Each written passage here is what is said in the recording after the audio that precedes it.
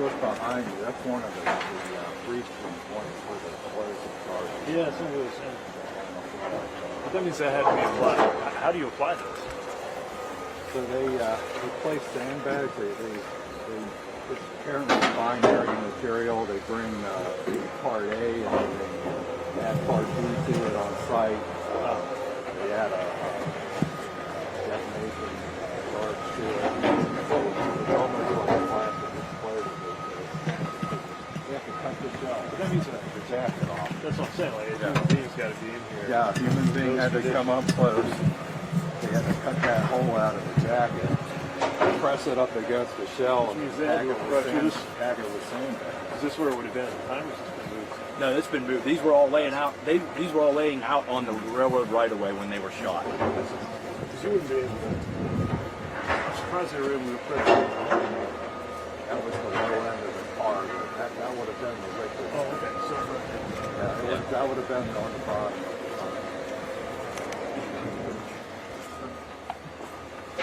well, it works.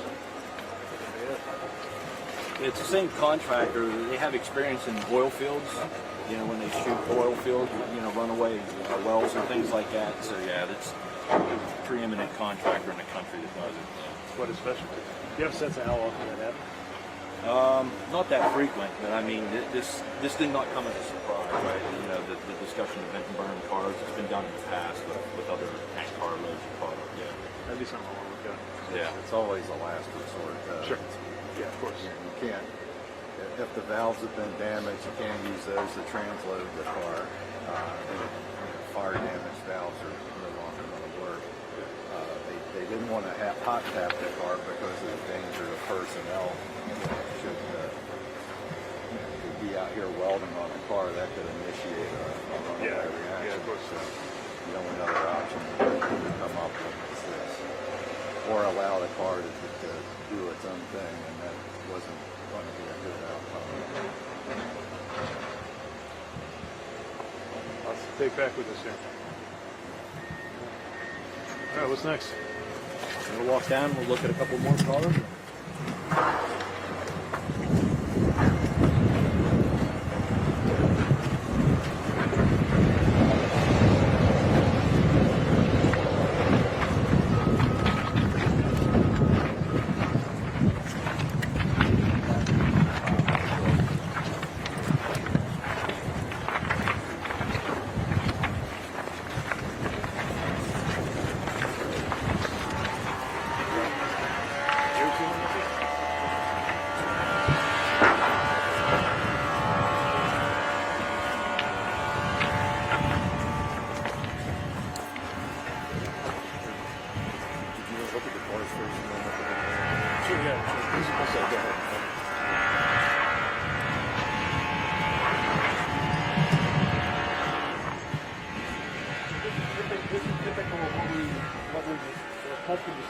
One of the legacy DOT 111 non-jacketed cars. So these are the cars that are being phased out.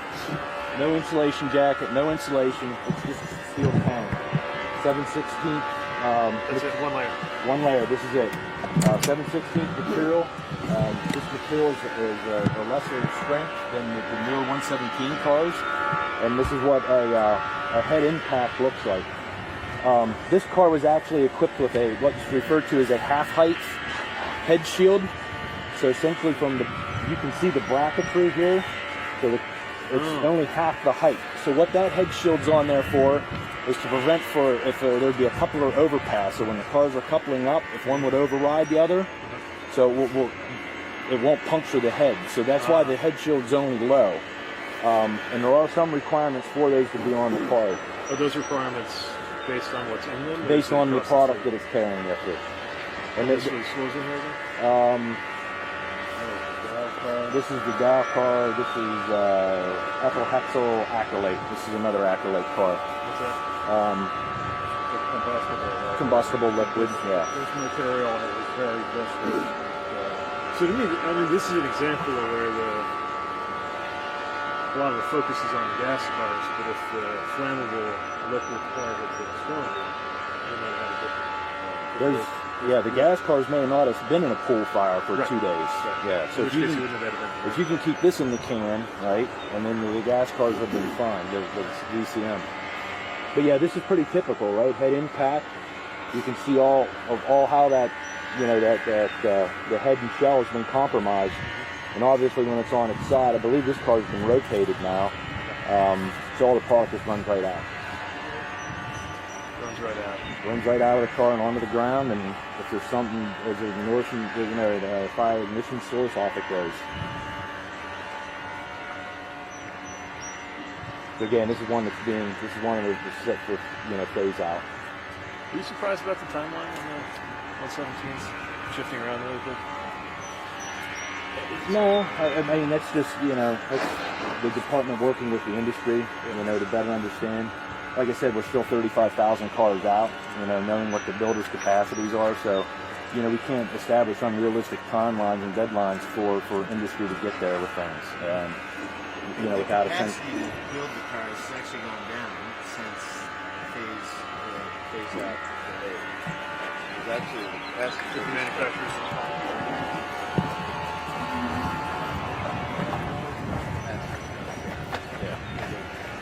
Some of that build capacity has to do with just raw orders itself.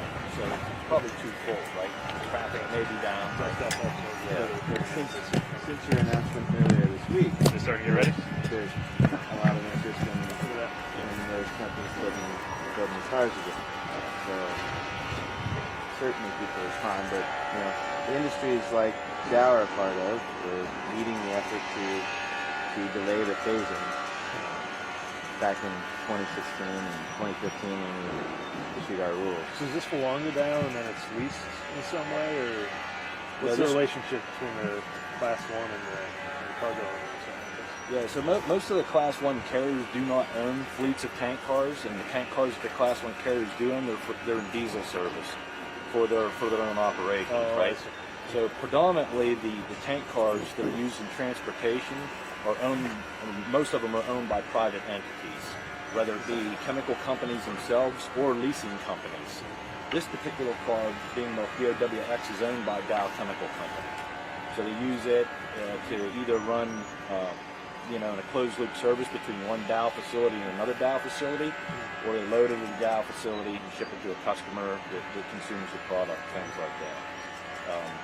These cars normally aren't leased out when they're owned by chemical companies. They're using it for their own service.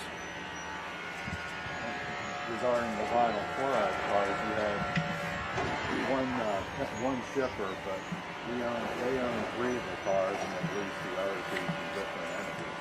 So 3 different entities involved.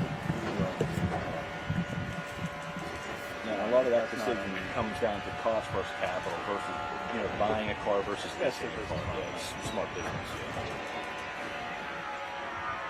Yeah. There's lots of leasing companies out there, you know, that are glad to lease cars, right? Yeah.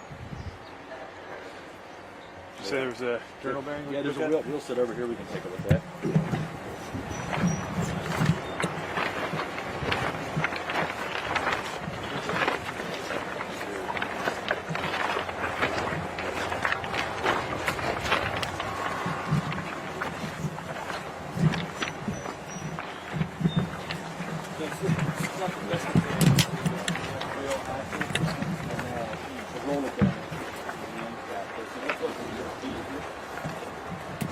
Before roller bearings came along, there were actually journal bearings that were inside a box, right? So that's why you hear the detectors called hot box detectors, because it was actually a journal inside a box. And the box had packing of the material, and the box was flooded with oil. So with the onset of roller bearings some time ago, that all went away. But you know, it's the old you know, verbiage carried over. People still refer to them as journals, or you know, hot box detectors, things like that. But that's essentially you know, what burned off.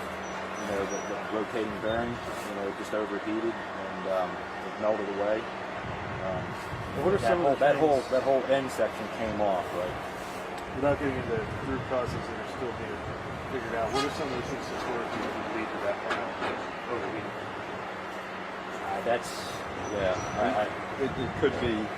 It could be loss of lubrication. It could be damage to the piece could be age. You know, there's a limit that those things can run. So So the lubrication's all inside that. yeah, it's closed seal. And you said the difference between the temperature on one end and the other is one of the. Yeah, so if they're measuring both sides of the train as it goes down. So if there's a 115 degree delta between this side and that side, that triggers them to stop and inspect. And there's an FRA spec about how frequently those hot box detectors need to be out there. Or is that just railroad policy? That's a railroad decision. Yeah, there's about 6,000 of them out there, so that's roughly between every 25 to 40 miles across the network. And the same thing in terms of what the tolerances are for an alarm, right? Kind of depends on the railroad. It does. It's the, and this fits up. If you could see that side frame there, so that truck, it's sort of hard to see, but that sits up in there. And so when this burns off, basically that side frame drops, and then that causes this is what's supporting the rest of the tank or the freight car, and it just falls off the rail. So You know what kind of car was sitting on this one? I don't know this. Not this one. Not this one. You know, as you can imagine, when they wreck this, this is helter skelter. Right? You got what you need. Yeah, the car that was actually with the burned off journal was at the very front end, and the wheel and axle. I mean, it was completely removed from all the wreckage. It was out there by itself. The wheel was laying there. The axle, yeah. You guys have it, right? NTSB has both the burn off journal bearing and the wheel set. Examine it on that. Is it a Texas lab? Right. Omaha, actually. In coordination with our PC lab. That's it. They're kind of leading the effort on that.